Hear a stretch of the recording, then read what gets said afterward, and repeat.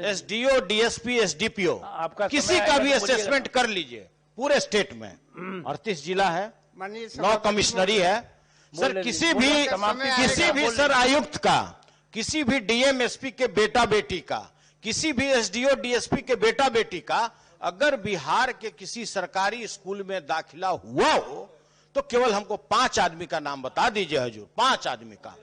अब इससे ज्यादा हम नहीं बोल सकते। दूसरा सर, चरवाहा विद्यालय का भी एक जैसे आपको सर्टिफिकेट कौन कौन विभाग आके दिया था, नीति आयोग को आप नहीं मानते हैं, लेकिन कौन कौन आकर माननीय मुख्यमंत्री जी को सर्टिफिकेट दिया उसको आप मान रहे हैं, लेकिन आप इसको नहीं मान रहे हैं। बोल लेने दीजिए, इसके बाद आपकी बारी आएगी। बोलिए।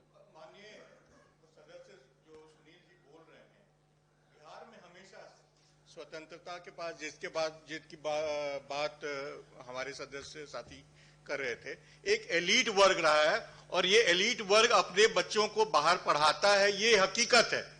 बिहार में कितनी भी शिक्षा की व्यवस्था ठीक हो, सुदृढ़ हो, इनको उससे कोई मतलब नहीं। इसलिए लेकिन आम जो जनता है उनके लिए शिक्षा कितना सुदृढ़ हुआ है ये आप आम लोगों से बात कीजिएगा तभी पता चलेगा। आप डीएमएसपी की बात क्यों करते हैं? सिर्फ उन्हीं की बात, वही यहाँ की जनता है क्या? और भी बहुत सा चीज है। ये एलीट वर्ग की बात आप करते हैं।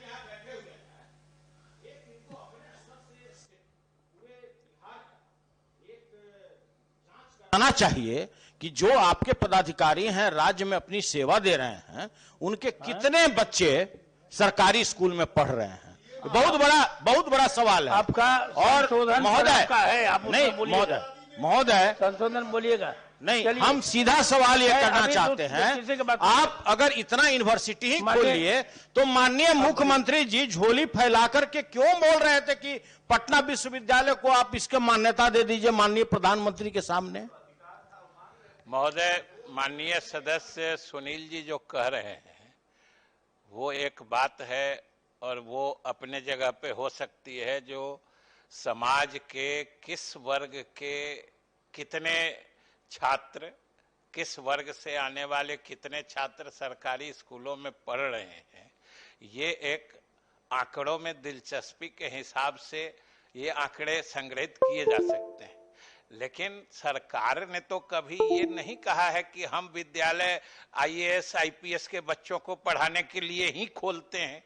हम लोगों के प्राथमिकता में तो गरीबों के बच्चे हैं, जो उनकी पढ़ाई कैसे हो, हम तो उनको पढ़ा के आगे बढ़ाना चाहते हैं जो सक्षम है।